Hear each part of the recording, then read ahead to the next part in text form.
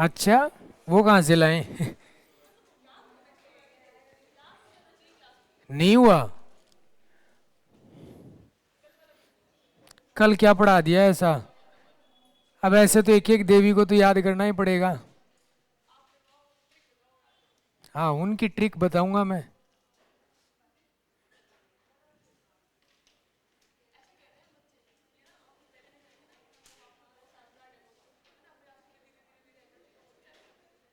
कौन सा कह रहा था?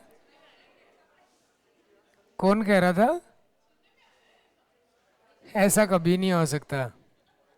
ये तूने ही कहा होगा। क्या करवा दिया था भाई, एक बार बताओ। अच्छा, चलो ठीक है। देखो बोर्ड पे। अब जो बात आती है यहाँ पे कि हम बात करेंगे राजस्थान की जो देवी है नारायणी माता के बारे में।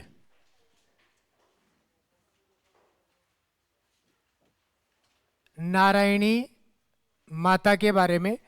और सबको पता होना चाहिए इनके बारे में। अगर आपसे पेपर में क्वेश्चन पूछता है तो ये देवी कहाँ की है? अलवर की है। अक्सर ऐसे भी क्वेश्चन आता है कि इनमें से कौन सी देवी का मंदिर अलवर में नहीं है, तो भी आपको करना पड़ेगा ये। ध्यान रखना पड़ेगा, दो तीन देवियों के नाम आते हैं अलवर में। एक आप पढ़ते हो नारायणी, नारायणी माता। एक आप पढ़ते हो यहां पे जिलानी माता। और पिछले 2 साल से सबसे अधिक पूछी गई धौलागढ़ देवी। धौलागढ़ देवी। तो इनके बारे में आपको याद होना चाहिए, तीनों के नाम अक्सर आपको मिल जाएंगे। और हमें आज नारायणी के बारे में बात करनी है। तो ये राजस्थान का आता है अलवर। और यहां पर कहते हैं कि एक व्यक्ति रहा करता था जिनका नाम था विजयराम। और इनकी जो पत्नी थी उनका नाम था रामवती। कौन थी? रामवती। तो अलवर में कौन रहते थे? विजयराम, जो नाई समुदाय के हैं। और इनकी जो पत्नी थी उनका नाम क्या था? रामवती। इन दोनों के जो लड़की होती है उनका नाम होता है यहाँ पे करमेती बाई। आपके सेकंड ग्रेड में पूछा गया ये कि करमेती बाई जो है वो किस देवी का नाम है? तो कौन सी आएगी? नारायणी। राजस्थान में अक्सर दो तीन नाम की ऐसे प्राचीन नाम, जैसे कि आपने देखा हो कि करणी माता का नाम तो क्या था? रिद्धि बाई। करणी माता का नाम रिद्धि बाई था। ऐसे ही अब नारायणी का पढ़ रहे हो आप क्या? तो करमेती बाई, इनका नाम है करमेती बाई। उसके बाद में बात आती है यहाँ पे कि रानी दादी सती। रानी दादी सती। और उनका मूल नाम आता है नारायणी। क्या नाम आएगा? नारायणी। ये ध्यान रखना। जैसे कि जीण माता है उनका नाम आता है जीवन बाई। तो ये ध्यान रखेंगे आप, कुछ नाम है इनके। तो करमेती बाई इनका मूल नाम होता है। ये थोड़ी सी जब बड़ी होती है, लगभग 3-4 साल की उम्र हुई थी इसकी, और कहते हैं कि इनका जो है वो विवाह तय कर दिया, और वो भी अलवर में ही। और यहाँ पे जो विवाह तय किया था उस लड़के का नाम होता है कर्णेश। अक्सर आपको करमसी भी मिलेगा, कर्णेश या करमसी। यानी कि पहले के समय में आपने देखा होगा कि बचपन में ही विवाह कर दिया जाता था। कई लोगों का हो जाता है, और ऐसा गुर्जर समाज में आज भी होता है और पहले भी होता था कि भाई ऐसे होता था कि भाई उसकी बच्ची, यानी कि दोनों आपस में बातें कर लेते थे कि आपके बेटी होगी तो वो मेरे घर पे आएगी और आपके बेटा होगा तो हमारे घर पे। ऐसी बातें हो जाती थी पहले। और यहाँ पे ऐसा ही हुआ कि इनका बचपन में विवाह कर दिया जाता है। करमेती को कुछ नहीं पता था विवाह के बारे में कि भाई क्या विवाह होता है। अब छोटा सा बच्चा है, उसको क्या पता है विवाह के बारे में कि क्या पति होता है। उसके लिए तो वो भी दोस्ती है। वो एक सीरियल नहीं आता था कौन सा, बालिका वधू, उसमें वो कितनी नौटंकियां करती थी वो लड़की उसके साथ में। तो वही बात है, उसके लिए तो वो भी दोस्ती है एक। वो सब उसका यही मानती है कि मेरा भाई है कि नहीं, पता नहीं, ये कौन जानता है कि ये पति है कि क्या है। वो सब बातें ऐसे ही होती थी जैसे घर पे रहती थी वो। तो यहाँ पे कहते हैं कि करमेती जो होती है, इनको लेने के लिए ये कर्णेश करमसी यहाँ पे आते हैं और यहाँ इनके घर पे आ जाते हैं। अब करमसी भी इतना समझदार नहीं था। एक चीज आपने पहले देखी भी होगी कि पहले की महिलाएं जो होती हैं वो बहुत कम बोला करती थी, बहुत लंबा घूंघट निकाला करती थी। आजकल तो पहले ही पता चल जाता है कि तूने ये किया था, मैंने ये किया था। तो ये सारा सीन जो होता है वो पहले नहीं होता था। यहाँ पे ये आया इसको लेने के लिए, ये लंबा सा घूंघट निकाल के रखती है और घूंघट निकाल के और इनके साथ चली जाती हैं। कहते हैं कि जाते समय पहले कोई गाड़ी वाड़ी तो होती नहीं थी कि भाई दूल्हा आया है गाड़ी लेके आएगा वो बिठा के ले जाएगा, ऐसा कुछ भी नहीं होता था। पैदल जाना होता था या बैलगाड़ियों में जाते थे, पर ये तो पैदल जा रहे थे। और पैदल जा रहे थे तो यहाँ पे धूप गर्मी का समय था, ये पेड़ था कोई पीपल का वृक्ष, और इस पीपल के वृक्ष के नीचे ये दोनों बैठ जाते हैं।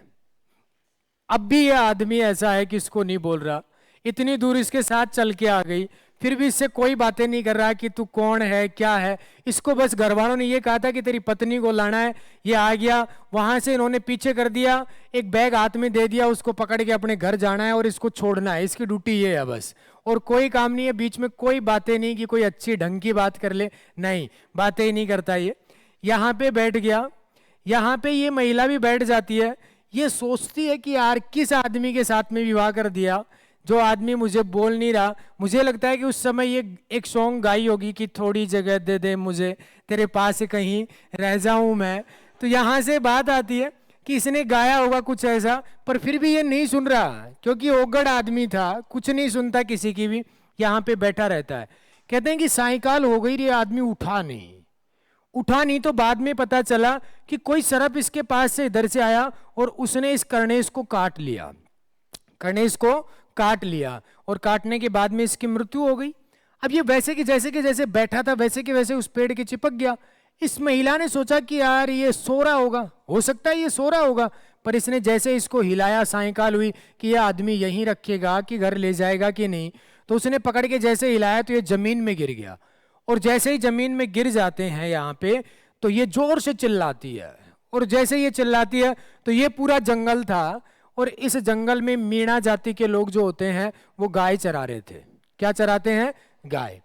और गाय चरा रहे होते हैं तो एक लड़की की चिल्लाहट सुन के और वो पास में आते हैं। अक्सर लड़की अगर चिल्लाती है तो पास में आए जाते हैं।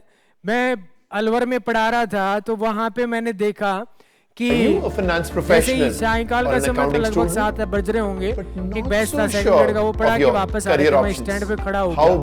वहां पे देखा कि पता नहीं उस लड़की का लड़के के साथ में क्या झगड़ा था, इस बात का नहीं पता। परंतु जब तक सारे लोग देख रहे थे, वहां पे जितने भी लोग देख रहे थे, पुरुष महिला जो भी थे, अच्छे से टोलियां लगी हुई थी और उन दोनों को देखने को लग रहे थे। वो लड़की जो होती है उस छोरे के बाल पकड़ के और मार रही थी उसको अच्छे से। और थोड़ी देर बाद में माहौल चेंज हुआ, उस लड़के को गुस्सा आया, उसने उस लड़की को एक थप्पड़ लगा दिया। तो एक 2-3 लड़के सामने आते हैं। इतनी देर से वो लड़की मार रही थी तब कोई छोरा नहीं आया सामने, और जैसे उस लड़की ने मारा उसको एक थप्पड़ तो छोरा आ गया कि यहाँ पे तू इसको कैसे मार रहा है, क्योंकि मुझे लगता है कि वो अपने चक्कर में था कि ये मैं अगर इसके सामने आऊंगा तो तुझे हीरो समझेगी ये, और हो सकता है तेरे साथ कुछ बातें हो जाएं, तो इसके कारण ये लड़की अगर चिल्लाएगी तो कोई भी आगे आ सकता है। तो यहाँ पे देखो कि जैसे ही वो लड़की चिल्लाती है तो ये लोग भी आगे आते हैं, और आगे आने के बाद में इन्होंने यहाँ पे आके इनसे पूछा कि क्या हो गया भाई। इन्होंने कहा कि मेरे पति की मृत्यु हो गई और मैं इसको मुखाग्नि देना चाहती हूँ, यानी कि जलाना चाहती हूँ। तो उसने कहा कि क्या कर सकते हैं हम, तो बोला मैं एक छोटी बच्ची हूँ, आप कुछ लकड़ियाँ काट के लेके आओ। ये लोग जो होते हैं वो जंगल में जाते हैं और उसके बाद में लकड़ियाँ काट के लाते हैं। ये अपने पति को गोद में लेके यहाँ पे और उन लकड़ियों पे बैठ जाती है।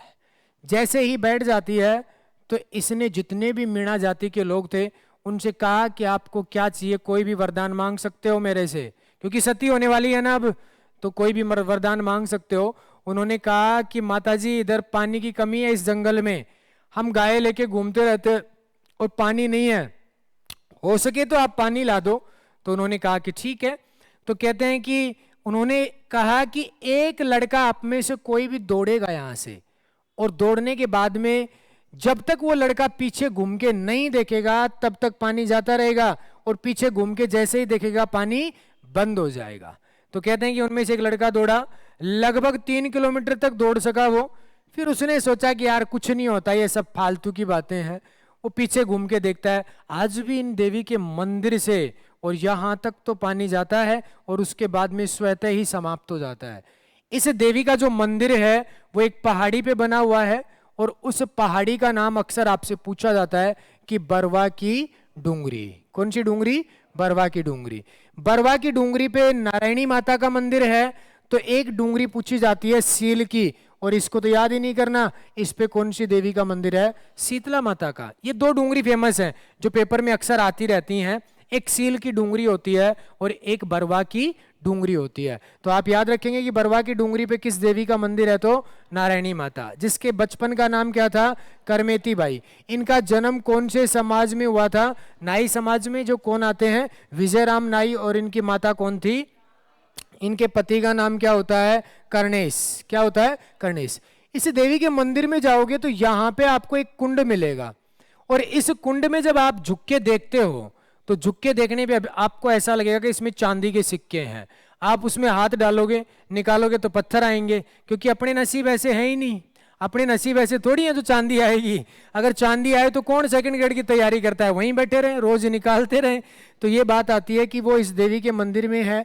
ऐसा कुछ, वो कोई ऐसा नहीं है कि वास्तव में कभी किसी, हमने तो आज तक नहीं देखा किसी के चांदी आई हो। नहीं तो दुनिया में कोई तो लखन का आदमी होगा, सब बेलखने थोड़ी है यहाँ पे, तो कोई तो होगा ऐसा आदमी, पर कभी नहीं आया। पता नहीं उस पानी में ही क्या चीज है जिससे वो चमकते हुए दिखाई देते हैं। और ये बात आती है आपके कौन सी देवी के बारे में? नारायणी के बारे में। तो आप याद रखेंगे नारायणी माता का मंदिर कहाँ है? अलवर में। कहाँ पे है? अलवर में। और इनके पिता का नाम क्या था? विजयराम नाई। और इनकी माता का नाम रामवती। इनके पति का नाम क्या होता है? कर्णेश या करमसी जिसको कहते हैं। इनका मंदिर कौन सी जगह पे है? बरवा की डूंगरी। बोलो कहाँ पे है?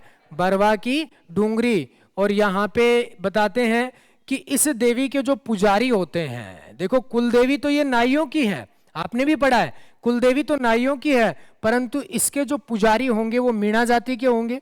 और चढ़ावे को लेके ये मामला हाईकोर्ट तक जा भी चुका है कि मीणा जाति के लोग कहते हैं कि हम लेंगे चढ़ावा, नाई जाति के लोग कहते हैं कि हम लेंगे चढ़ावा।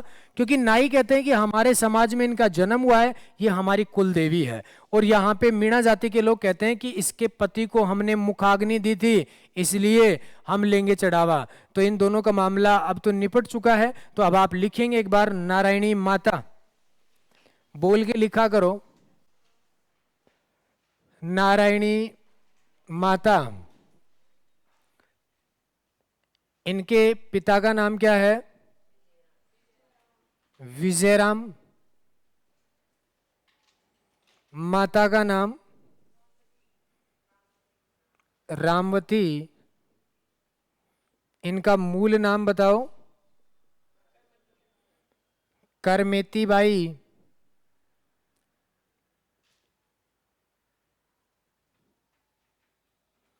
पति कौन थे? कर्णेश। आपसे क्वेश्चन केवल मंदिर पूछेगा बस। इनका मंदिर कौन सी डूंगरी पे है? बरवा की डूंगरी, राजगढ़, अलवर।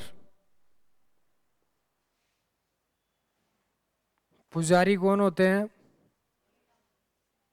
मीणा। कुलदेवी किनकी हैं ये?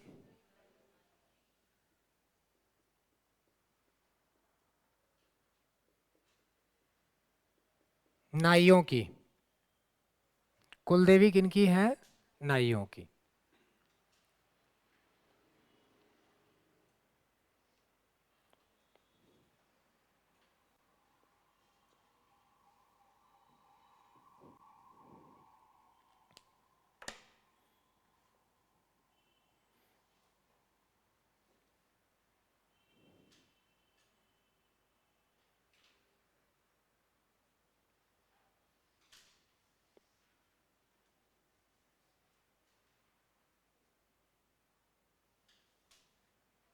लिख लिया? कल कैसे नहीं आया तू? आया था? क्यों, क्या हुआ? लिख लिया भाई सबने? अच्छा, एक तो नारायणी माता का मंदिर बताया मैंने, दूसरा किसका है बताओ? जिलानी। बहरोड में है, बहरोड में है, ध्यान रखना। बस इतना ही पूछेगा कि जिलानी माता का मंदिर कहाँ है, तो कहाँ आएगा, बहरोड अलवर, ये बहरोड में है। और एक आता है आपका किसका, आपको मैंने बताया था कौन सा, धौलागढ़, सबसे इंपॉर्टेंट यही है, धौलागढ़ देवी। और इनका जो मंदिर है वो बेहतू कला में है, बेहतू कला, राजगढ़, सॉरी लक्ष्मणगढ़ में पड़ता है शायद ये, लक्ष्मणगढ़ अलवर। किताबों में तो राजगढ़ ही दे रखा है, पर कोई बच्चा इधर का है उसने बताया कि ये लक्ष्मणगढ़ में है। लक्ष्मणगढ़ तेरी तहसील है, हाँ, तो इनको याद रखना, पिछली बार सबसे अधिक इनसे क्वेश्चन पूछा गया है। बेहतू कला, लक्ष्मणगढ़ अलवर, लक्ष्मणगढ़ अलवर। तो आपको अलवर की 3 देवियां ध्यान रखनी पड़ेंगी, नारायणी, जिलानी, धौलागढ़। नारायणी, जिलानी, धौलागढ़।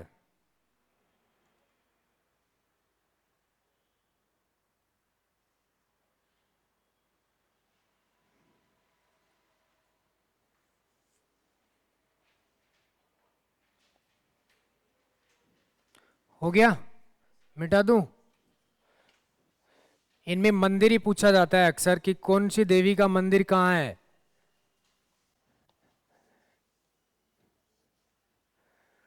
उसके बाद में देखो, करौली से कौन सी देवी का मंदिर है बताओ, सबको पता है ना, कैला देवी का मंदिर है कहां पे, करौली में। देखिएगा, ये राजस्थान का आता है करौली, और इस करौली का जो प्राचीन नाम था गोपालपाल। इस करौली को क्या कहा करते थे प्राचीन में, गोपालपाल कहा करते थे। यहां से जब आप चलते हो तो एक पर्वत आता है, और इस पर्वत का नाम आता है त्रिकुट पर्वत। कौन सा पर्वत है, त्रिकुट पर्वत। एक तो करौली में स्थित है, दूसरा जैसलमेर में है, जिस पर कौन सा किला बना हुआ है, सोनारगढ़ का किला। कौन सा किला बना हुआ है, सोनारगढ़। यानी कि त्रिकुट पर्वत कितने हो गए, 2, एक करौली में, दूसरा जैसलमेर में। बात समझ में आ गई होगी।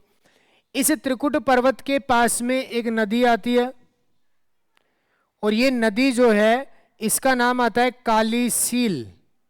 काली सील, ये सेकंड ग्रेड में आया था कि कैला देवी का मंदिर कौन सी नदी के किनारे पर है, तो कौन सी आएगी, काली सील नदी आएगी। काली सिंध भी मिलेगा ऑप्शन में, गलत मत कर देना, काली सील ही करनी है। काली सील नदी है, और यहां पर जो मंदिर बना हुआ है वो कैला देवी का मंदिर है। इस पर जो मंदिर है वो किस देवी का मंदिर है, कैला देवी का। इनके बारे में बताया जाता है कि इनको अंजना मैया भी कहते हैं, अंजना मैया भी कहते हैं। ऐसे एक धार्मिक मान्यता के अनुसार बताते हैं कि जब कंस ने अपनी बहन, कौन थी, देवकी, और उनका पति कौन था, वासुदेव, उन दोनों को कारागृह में डाल दिया था, क्योंकि उनसे जो संतान पैदा होगी वो ही किसको मारेगी, कंस को। इसलिए दोनों को बंदी बना लिया था। और उनमें से कहते हैं कि 7वें नंबर पे भी एक लड़की का जन्म हुआ था, और उसको कंस ने मार दिया था। और मारने के बाद में वही अवतार लेके निकली कौन से पर्वत पे, त्रिकुट पर्वत पे। ऐसी मान्यता है। कुछ लोग कहते हैं कि नहीं, ये हनुमान जी की माता जी हैं, अंजना मैया है। अब वो बात कैसे फिक्स होती है कि आपने देखा होगा कि कैला मैया के मंदिर में नृत्य किया जाता है कौन सा, और गीत भी गाया जाता है कौन सा, लांगुरिया। और लांगुरिया जो होता है वो लंगूर का अपभ्रंश है, लंगूर का अपभ्रंश है। अब लंगूर किसको कहते हैं, हनुमान जी को, हनुमान जी को कहते हैं। इसलिए कहते हैं कि भाई ये अंजना मैया का अवतार है, और हनुमान जी जो होते हैं उनकी माता जी है। ये बात समझ में आ गई होगी इतनी। यहां पे इस पर्वत पे एक राजा था, एक साधु जिसको आप कह सकते हो, जिनका नाम आता है केदारगिरी। कोई केदारगिरी साधु होता है, वो इस पर्वत पे तपस्या कर रहे थे, और तपस्या जब करते हैं तो इधर से एक राक्षस आता है और उनका नाम आता है नरकासुर। राक्षस का नाम क्या था? नरकासुर। और नरकासुर राक्षस ने आके और इस केदारगिरी को परेशान किया, उनकी तपस्या को भंग किया। तो केदारगिरी जो थे उन्होंने देवी को याद किया, और देवी को जब याद किया तो केदारगिरी जो होते हैं वो तो मूर्छित हो जाते हैं, और इस पहाड़ी से एक देवी निकल के आती है, और वो कैला देवी थी। और सबसे पहले कैला देवी ने किसका वध किया? नरकासुर का। बहुत बार पूछा गया है पेपर में कि राजस्थान की वह कौन सी देवी है जिसने नरकासुर राक्षस का वध किया, तो कौन सी आएंगी? कैला देवी। याद रहेगा ना, कैला देवी ने नरकासुर राक्षस का वध किया। उसके बाद में कहते हैं कि वो एक मूर्ति बन जाती है, और उसका निर्माण इसी आदमी ने करवा दिया था, परंतु मंदिर इसने नहीं बनवाया। यहाँ पे कोई राजा आए जिनका नाम आता है गोपाल सिंह, और गोपाल सिंह जी जब यहाँ पे आते हैं उन्होंने इस देवी का भव्य मंदिर बनवा दिया। अब इस देवी के मंदिर में जब जाते हैं, जब भी मेला लगता है तो दो लाइनें होती हैं। एक लाइन में तो सब लोग खड़े होके जो भी जाते हैं वो जाते हैं, और एक लाइन में जो भी लोग पेट के बल पे जाते हैं, पेट पसलिया जिसको बोलते हैं ना अपन, तो पेट के बल पे जाते हैं। इसलिए कहते हैं कि इस देवी का मंदिर जो है वो राजस्थान में कनक दंडवत के लिए प्रसिद्ध है। अगर आपसे पूछ लिया जाए कि राजस्थान का वह कौन सा मंदिर है जो कनक दंडवत के लिए प्रसिद्ध है, तो वो कौन सी देवी आएगी? कैला देवी। बात समझ में आ गई? रटना नहीं है, कैसे कैला देवी, कैसे कनक दंडवत, कैसे कालीसील नदी, कैसे ही करौली, सारी बात कैसे ही शुरू है ना, तो आपको याद भी रहेंगी ये। और यहाँ पे इस देवी के जो मेला लगता है वो लगता है चैत्र शुक्ला अष्टमी को। चैत्र शुक्ला अष्टमी को ये इनका मेला लगता है कैला देवी का, जिनके यहाँ पर नृत्य कौन सा होता है और यहाँ पे गीत भी कौन सा गाया जाता है? लांगुरिया। सुना भी होगा कि कैला मैया के मेले में गुटवन खेले लांगुरिया, या कैला मैया के मंदिर में गुटवन खेले लांगुरिया। ये उधर के रसिया गीत होते हैं जो गाए जाते हैं, करौली, धौलपुर, इधर सब जगह गाए जाते हैं। जैसे ही आप इस देवी के सामने, इस मंदिर के सामने जाओगे, यहाँ पे एक छतरी बनी हुई है, और ये छतरी जो है वो देवी का कोई भक्त हुआ था जिनका नाम था भोरा भक्त, उसकी छतरी बनी हुई है। और इस भोरा भक्त की छतरी पर उन बच्चों को ले जाया जाता है जो बच्चा बीमार हो जाता है। कहते हैं कि उनका झाड़ फूक द्वारा इलाज किया जाता है। झाड़े वाड़े दिए जाते हैं, फूक फूक दी जाती है, वो झाड़ फूक द्वारा क्या कहलाता है? इलाज। ये पूछा गया है कि भोरा भक्त की छतरी किस देवी के मंदिर के सामने है, तो कैला देवी। याद रहेगा ना, कैला देवी के मंदिर के सामने है। करौली का प्राचीन नाम क्या था? गोपाल पाल। नाम क्या है? गोपाल पाल। यहां से चलोगे कौन से पर्वत पे जाओगे? त्रिकुट पर्वत पे कौन तपस्या करते थे? केदारगिरी। उनको परेशान किया किसने? नरकासुर ने। यहाँ पर कैला देवी ने किसका वध किया?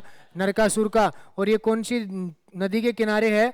कालीसील। इस देवी के मंदिर के सामने किसकी छतरी है? भोरा जी की छतरी। जो यहाँ पर बताते हैं कि इस देवी के सबसे अधिक लोग किसके बल पे जाते हैं? पेट के बल पर। इसीलिए यह मंदिर किस लिए प्रसिद्ध होता है? कनक दंडवत के लिए प्रसिद्ध होता है। याद रखेंगे। तो यहाँ से बताओ, करौली का प्राचीन नाम सभी बोलेंगे भाई अच्छे से, गोपाल पाल। यहां से चलने के बाद में कौन सा पर्वत आएगा? त्रिकुट पर्वत के पास में कौन सी नदी है? कालीसील नदी। और इस पर कौन सी देवी का मंदिर है? कैला देवी का। और यहाँ पर इस मंदिर के सामने किसकी छतरी है? जहां पर झाड़ फूक द्वारा रोगों का इलाज किया जाता है। इस देवी के मंदिर में कौन सा नृत्य किया जाता है?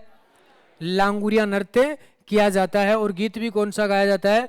लांगुरिया। ठीक है, लिखिएगा कैला मैया या अंजना मैया। क्या? हाँ है।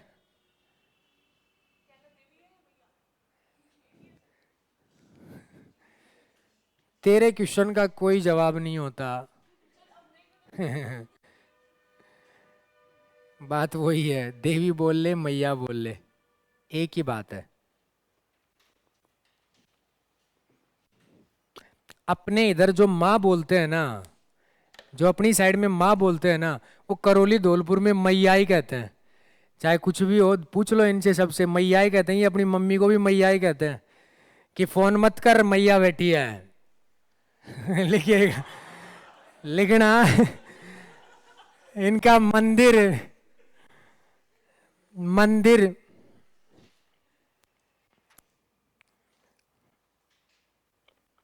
काली सील नदी,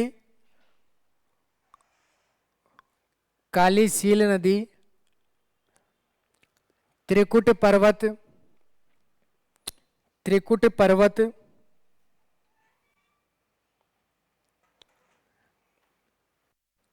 कहाँ है? करौली। अब इसको रटना तो वैसे ही नहीं है, कैसे? कैला देवी, करौली, काली सील नदी और कनक दंडवत, बस 4 ही क्वेश्चन आएंगे, बाकी सबको पता रहता है। लांगुरिया नृत्य वर्त्य सबको पता है, ठीक है। उसके बाद में लिखिएगा निर्माण। इस मंदिर का निर्माण किसने करवाया? गोपाल सिंह ने। निर्माण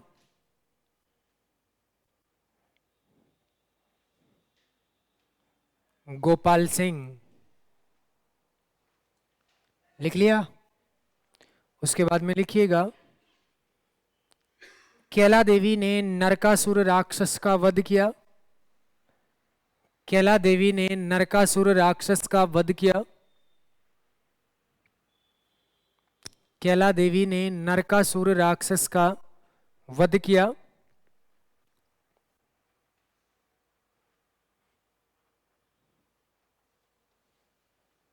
हो गया।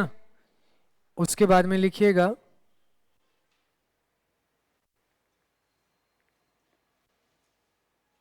इनके मंदिर में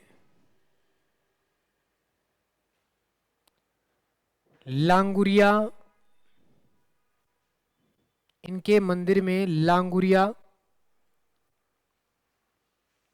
लांगुरिया को कहते हैं गुटवन, गुटेवन,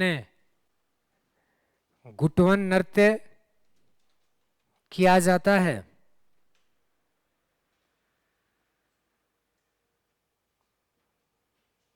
गुटवन नृत्य किया जाता है, लिख लिया। उसके बाद में लिखो इनका मंदिर कनक दंडवत के लिए प्रसिद्ध है। इनका मंदिर कनक दंडवत के लिए प्रसिद्ध है। कनक दंडवत के लिए प्रसिद्ध है। अंडरलाइन करना है इस कनक दंडवत को।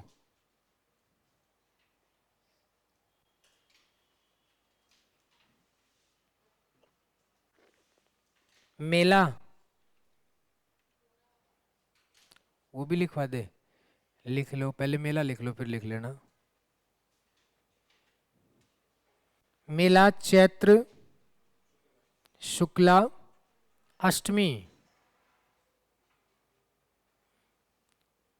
चैत्र शुक्ला अष्टमी इनके मंदिर के सामने, हाँ लक्की यही है, पढ़ाएंगे मेले पढ़ाएंगे तब।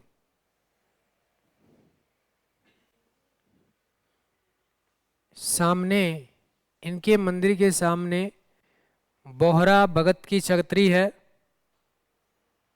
बोहरा भगत की छतरी है, जहां पर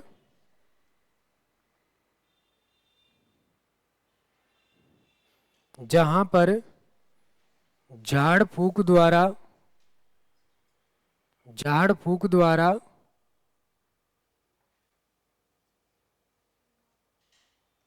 रोगों का इलाज किया जाता है।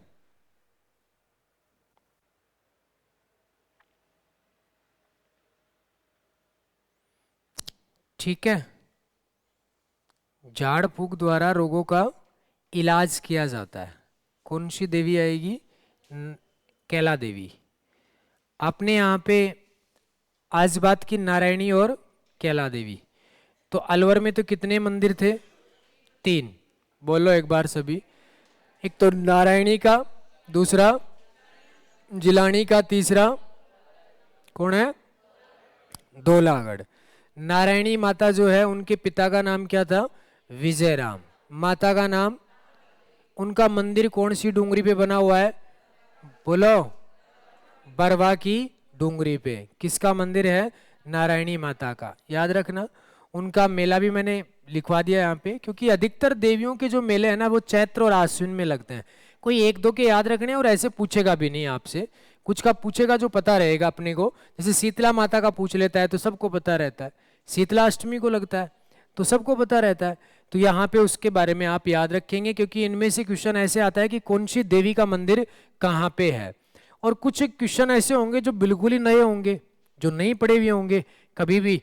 तो ऐसे नाम जो होते हैं ना वो बार बार पूछे जाते हैं कि कौन सी देवी कहाँ पे है। तो आप थोड़े से, अब मैं एक बार नाम लिखवाऊंगा इनमें कि कौन कौन सी देवी का मंदिर कहाँ है, वो याद रखना पड़ेगा। जैसे कि एक देवी आती है, जो नया क्वेश्चन ही मानो, बुखार तो सुना होगा आज तक आपने, ये चिकनगुनिया माता उदयपुर। चिकनगुनिया माता का मंदिर कहाँ है? उदयपुर में। ठीक है। उसके बाद में देखो नीमच माता, और ये नीमच माता जो है वो भी कहाँ है? उदयपुर में ही है। ये भी उदयपुर में ही है। एक आती है जो आपके सेकंड ग्रेड में आई थी, वो चित्तौड़गढ़ में है। उसके पास में देखो घेवर माता। कौन सी देवी? ये तो याद रह जाएगा, घेवर माता। ये सेकंड ग्रेड में बहुत बार आई है। राजसमंद झील, और राजसमंद झील कहाँ है? राजसमंद में। तो यहां पे है ये। अब इनके बारे में कहते हैं कि ये बिना पति के सती हुई। क्वेश्चन यही आता है, सेकंड ग्रेड में हजारों बार पूछ लेगा कि बिना पति के सती हुई कौन सी देवी? तो वो आएंगी आपकी कौन सी? घेवर। चिकनगुनिया उदयपुर, याद रहेगा, शायद अलग सा नाम है। बुखार उखार याद रहता है तो एक उदयपुर को तो याद रख ही सकते हैं। नीमच उदयपुर, नीमच वैसे क्षेत्र भी पड़ता है ना एमपी वाला, तो ये भी कहाँ है? उदयपुर में। और घेवर तो सबके याद रहेगा, खाते रहते हो। तो ये कहाँ है? राजसमंद झील पे है। बिना पति के सती हुई है ये कौन सी देवी? घेवर माता।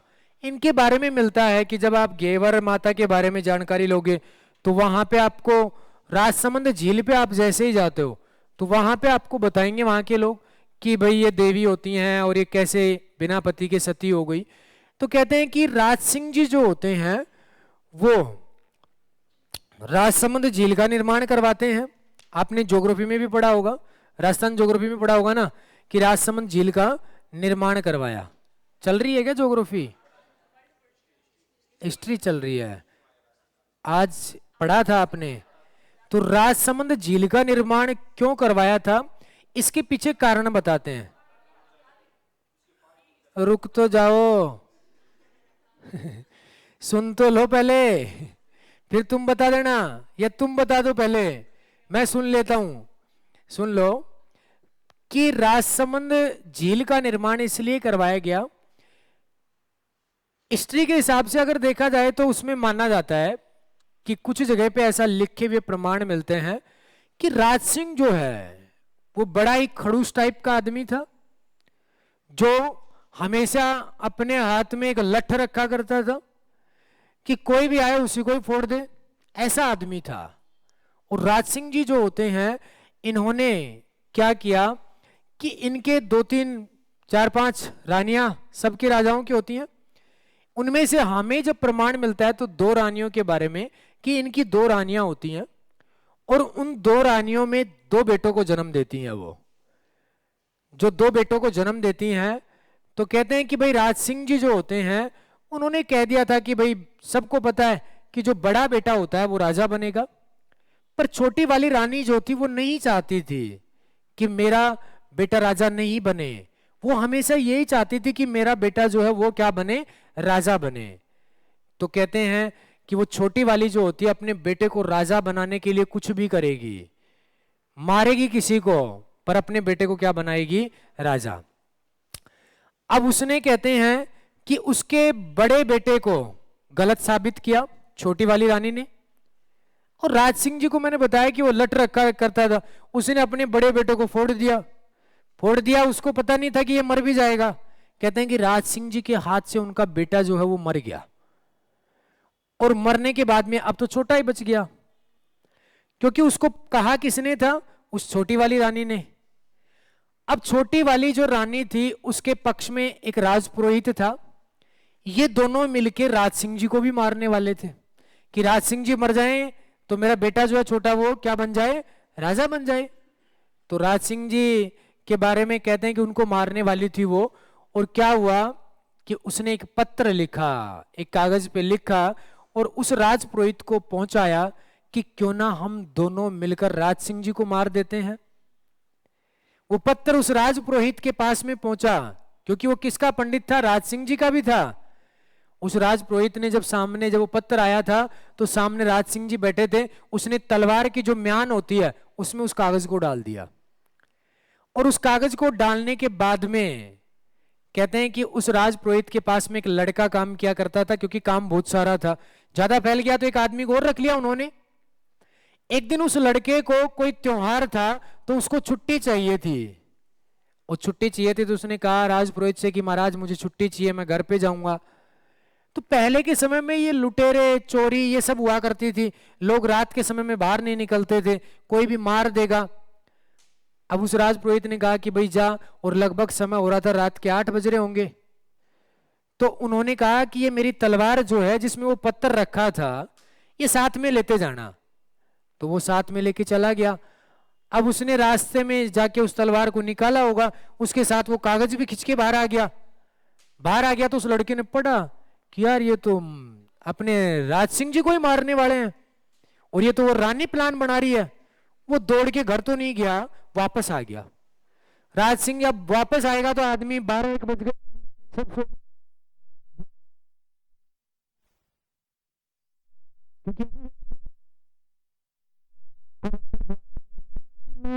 राजा पे संकट आया हुआ है, तुम दरवाजे नहीं खोल रहे। तो कहते हैं कि दरवाजे खोले गए, वो राज सिंह जी के पास में चले गए वो पत्थर लेके।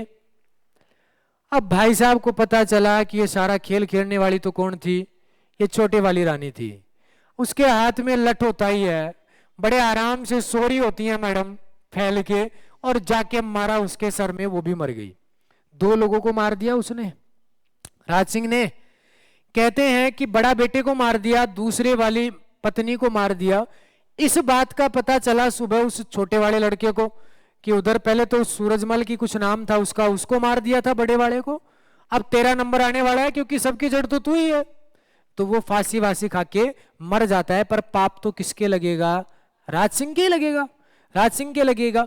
और कहते हैं कि एक बार इस छोटी वाली रानी का जो भाई था वो भी कोई प्लान में शामिल था, वो भी उदयपुर में आया हुआ था, झील उल में तैरने के लिए गया हुआ था। इसने उसको भी लठ मारा, वो भी मर गया। 4-5 लोगों को इसने लपेट दिया। अब इस पे पाप ही पाप हो गए। तो ये अपने पंडित के पास में गया और पंडित से जाके कहता है कि महाराज मैंने बहुत सारे पाप कर दिए, इनका प्रायश्चित कैसे करूं मैं, कोई काम बताओ ऐसे कि जिससे इन सब का प्रायश्चित हो सके।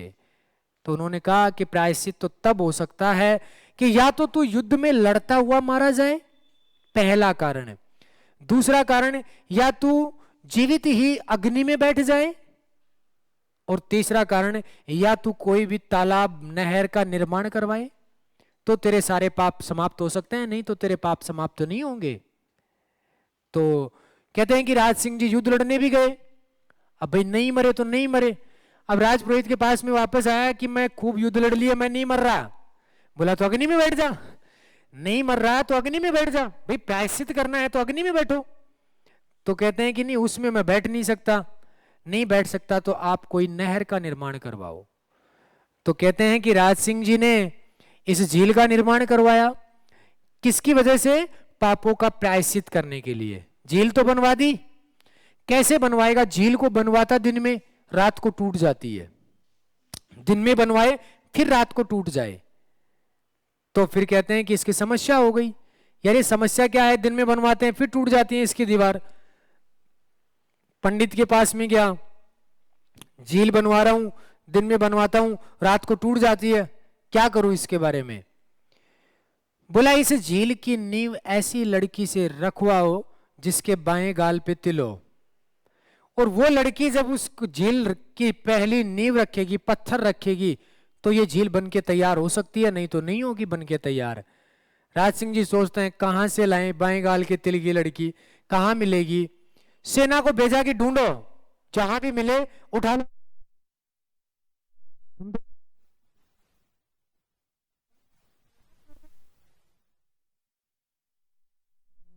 झील बनवाने के लिए घूमते हैं। राजस्थान में तो कोई बाएं गाल पे तिल की लड़की नहीं मिली। देख लो, ये हाल था। तो यहां से कहते हैं कि राजस्थान में तो कोई ऐसी मिली ही नहीं। कहते हैं कि एमपी साइड में गए, मालवा में, और मालवा में भूख लगी हुई थी, सेना परेशान थी। एक व्यक्ति के घर पे रुक जाते हैं, और उस व्यक्ति के घर पे जैसे ही रुकते हैं तो वहां पे कोई लड़की मिलती है कि वो खाना खाने के लिए जब बैठे तो वो परोसने के लिए जब आई, उनकी नजर तो सीधी गाल पे ही थी कि भाई किसी के बाएं गाल पे तिल हो। तो यहां से उन सबको दिख जाती है, तो वो कहते हैं कि महाराज मिल गई। पर नहीं है, कभी आप सोच रहे हो कि इसको परमानेंट ले चलेंगे, क्योंकि राजा का ये भी तो सीन होता था, उसको पसंद आ गई तो उसकी रानी बन जाती थी। तो उधर वो शादीशुदा थी, तो उससे कहा गया उसके पति से कि हम आपकी पत्नी जो है इसको लेके जाएंगे। उन्होंने कहा कि ऐसे पत्नी कौन दे देगा तुम्हें, ऐसे कौन पत्नी दे देगा। फिर उसने समझाया कि झील की नींव रखवाएंगे, उद्धार होगा, उसमें लोग पानी पिएंगे, पशु पक्षी सब पानी पिएंगे। तब वो आदमी मान जाता है, और कहते हैं कि वो यहाँ पे उनके साथ आती है और इस झील की नींव रखती है, तब ये झील बन के तैयार होती है। और वो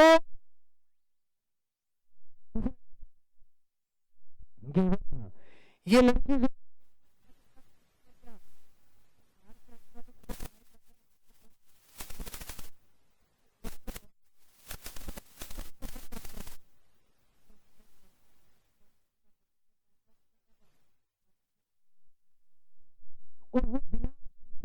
क्योंकि उनके पति मर गए, क्योंकि क्या हो गई, सती हो गई। अब कहते हैं कि इस नदी, इस राजसमंद झील में किस नदी का पानी आता है, गोमती नदी का पानी आता है।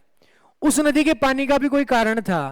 राज सिंह जी का एक बार इनका विवाह अजमेर में भी कर रखा था, तो इनको अजमेर की पत्नी जो अजमेर, तो ये, तो उस दिन गोमती नदी का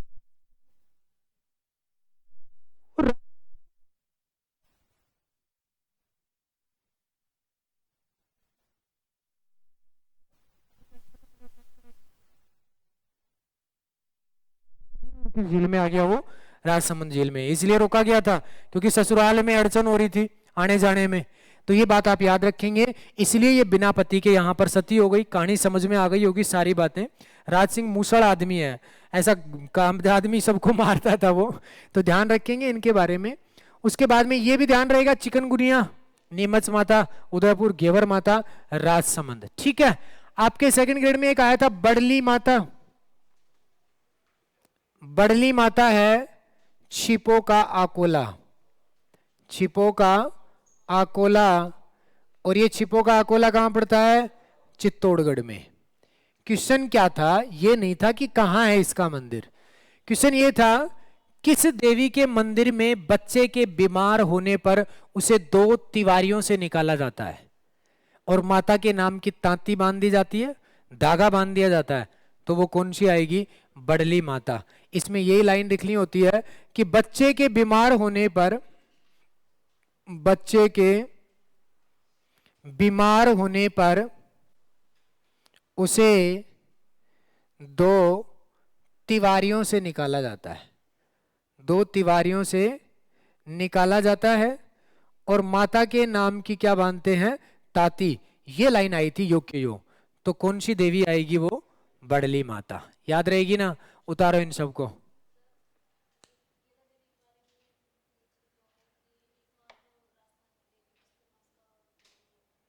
हाँ, सब पे कही है ऐसी तो भाई, वो इसलिए है कि बड़ी देवी है इसलिए, नहीं तो बहुत सारी हैं, नहीं लगता। लिखवा देते अगर ऐसी चीज होती तो।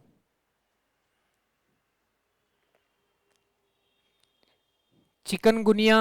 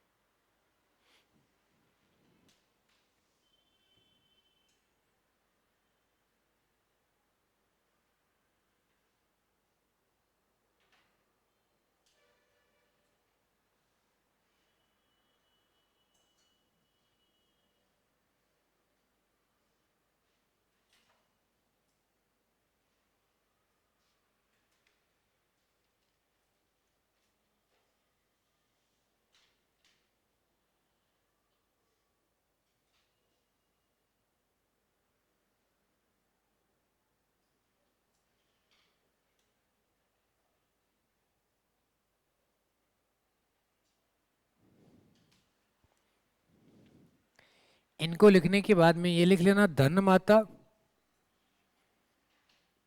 डूंगरपुर, धनोप माता भीलवाड़ा,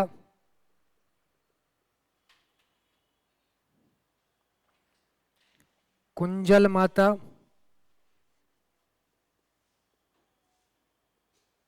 डेह नागौर,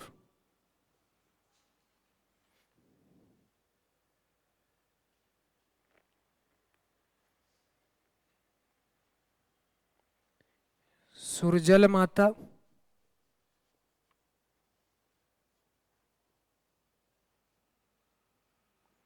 कटराथल सीकर,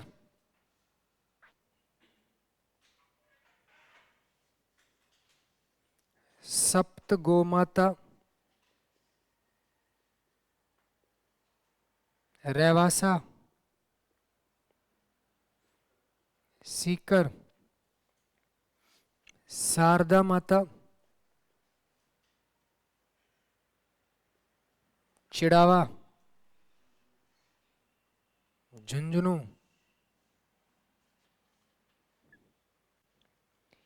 अब ये जो नाम ही है उनको तो याद ही रखना पड़ेगा कि कौन कौन सी हैं।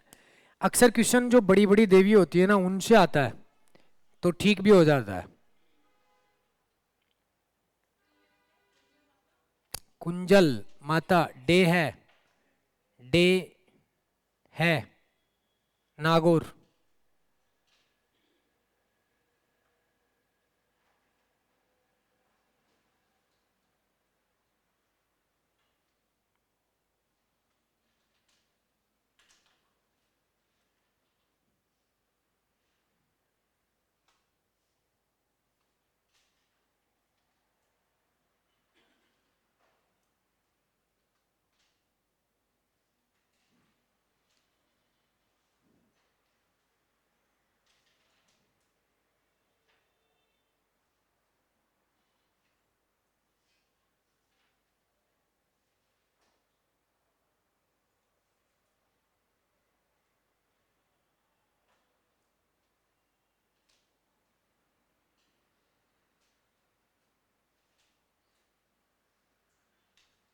लिख लिया? सबने लिख लिया भाई? मिटा दे?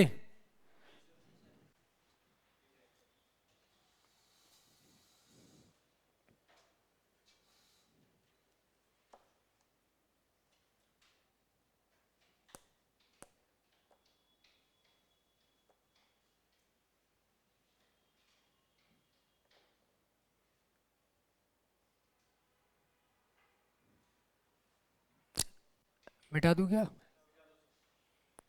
देखो एक बार बंद करो, सारी एक बार दोबारा से रिपीट कर लो तो ध्यान रह जाएगा ये।